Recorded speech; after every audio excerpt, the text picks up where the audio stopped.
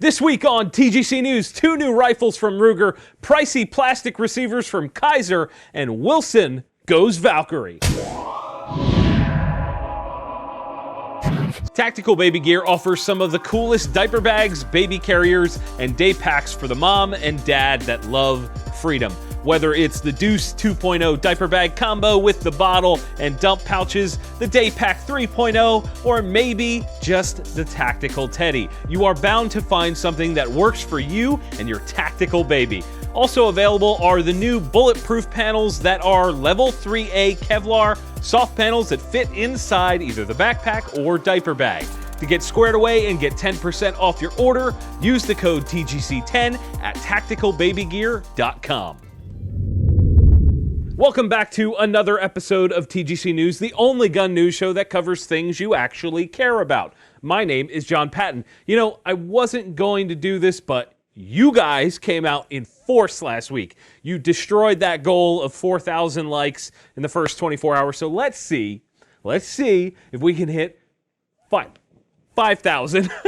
Let's see if we can hit 5,000 likes. Ready? Go. Now, how about some gun news? Let's kick things off with a couple of new rifles from Ruger. First up is a brand new version of the Scout rifle. These were originally brought to market back in 2012 under the Ruger Gunsight Scout name, and were sort of a short-form bolt-action 308 with fixed sights and a decent-sized detachable box mag. They've been expanding on the line over the years with the addition of various stocks and calibers, and this week is no different. Say hello to the Ruger Scout rifle chambered in 450 Bushmaster. I think this might be the smartest version of the Scout rifle to date. Long story short, it has a composite stock, a 16-inch cold hammer forged stainless barrel attached to a stainless receiver, Ruger's precision rifle brake, and the rest of the standards from the Scout rifle line. The 450, much like the other straight wall big bore rounds, is not really meant to be some sort of long-range precision round, so seeing it in a rugged brush gun like this is pretty sweet. The price tag, however, isn't so sweet. MSRP on this is $1,200. Ouch. Ruger also released another new rifle this week as an extension of the Model 77 lineup. This one is chambered in 17 Winchester Super Magnum. Yeah, Super Mag. That cartridge was introduced back in 2013 and was hoping to set the world on fire. Kind of fell well short of that because, if I remember correctly, no one could really get them to shoot super accurately. Not so super of a Magnum. I'm sure that's changed in the last 5 years because it's still around, and Ruger offering this seems like a logical extension to that line. Unfortunately, they are very proud of the 77 series of rifles with an MSRP on this one of $1,000. I gotta say this because I'm curious. Would any of you guys out there, would anybody out there watching buy one of these rifles versus other rifles chambered for the same rounds? Do you think that either of these cartridges are worth including in your lineup? Sound off in the comment section below and let me know. And in This Might Make You Mad news, don't make me angry. You wouldn't like me when I'm angry. a company called Kaiser US out of Phoenix, Arizona has introduced a version 2.0 of their X7 receiver sets. Doesn't sound annoying yet, but stay with me. I know you guys, and you'll want to let your face meet the keyboard over and over in rapid succession. So what is the X7 receiver? Well, it's a polymer-based AR-15 receiver that claims to be better than aluminum in every way, according to their website. Essentially, they are glass fiber reinforced and feature some metal inserts where the pins kind of interface. Sounds okay so far. They claim to be nearly half the weight of aluminum receivers, yet there's not a weight of these receivers found on the website. They claim to be more durable and require no cleaning, yet there is no data to prove that, short of an anecdote about 60,000 rounds on a receiver set. Now, I've never seen a gun stop working with an aluminum receiver set due to cleaning issues, so that seems to be a weird bragging point anyway.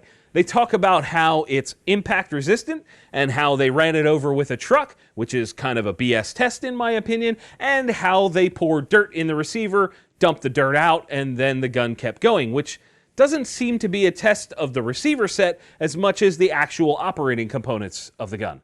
I see some smoke. and I see some mirrors. I'm not saying these receivers are junk by any means, but here comes the part that you've been waiting for. To purchase one of these sets, you're looking at a base price of $419 for the black one. And if you want a metal, yes, if you want a metal ejection port cover, that will cost you an extra $42. Yes, that's right. $42 for an ejection port cover. Look, I understand why things that are more specialized cost more money, but charging over $500 for a colored polymer receiver set with a metal ejection port cover when a fancy billet aluminum set with an ejection port cover already installed costs about $100 less, you done messed up, Ron. Part of being in business with a product like this is to explain the value and show people why they should pay what you charge. In this case, I just don't see the value. Maybe I'm way off. I don't know. Maybe I'm being ridiculous here. What do you guys think?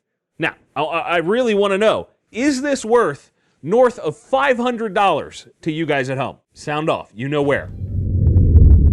Since we're on the topic of expensive guns, let's just keep that rolling. Wilson Combat is back at it again, expanding on their line of AR-15s with 2 new ones.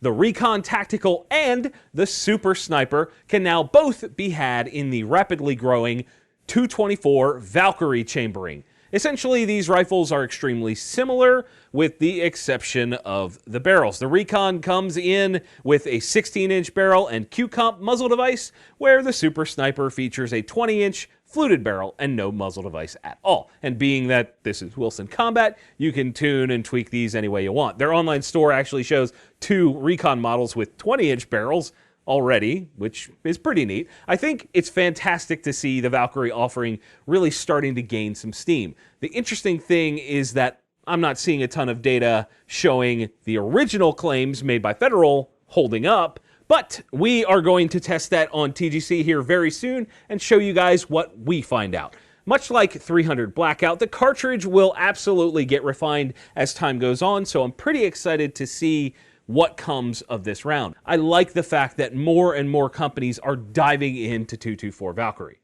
Now, as far as the Wilson rifles go, MSRP on these is just north of $2,500. Man. The new Bloodline series of AR-15 barrels from Rosco Manufacturing combines their years of industry experience making barrels for OEM use and brings that straight to you, the consumer.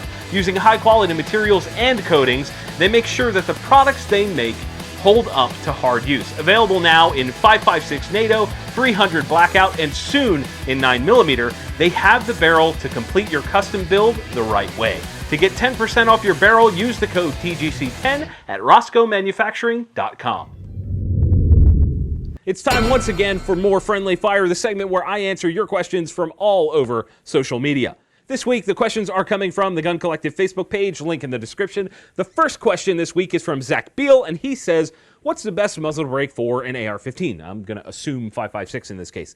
And I don't know that there is an absolute best one overall, but I really like my VG6 Precision brakes as well as my 2A Armament ones. The best muzzle device on any gun is a suppressor, though. Joshua Choate says, if you don't mind recoil, what is the best budget precision cartridge? If you're talking budget, then you're looking at 223 or 308. You can easily get into a 6.5 rifle for fairly cheap, but the ammo is what will get your wallet warm on that round. So look at 223 and 308. Eric Hagstrom says, what would you go with for hogs? A big bore bolt or lever gun? Personally, I like my 500 Magnum lever action for that role, but I would not turn down something like that 450 Bushmaster that we talked about a little bit earlier. The key is being able to work the action quick enough if you need a follow-up shot. And last but not least, Bean Joe says, do you think the 9x35 cartridge will be popular? The answer to that question lies in the gun and ammo manufacturer's hands. If the availability of product is scarce, then it simply will not take off. My Friendly Fire question to you guys this week.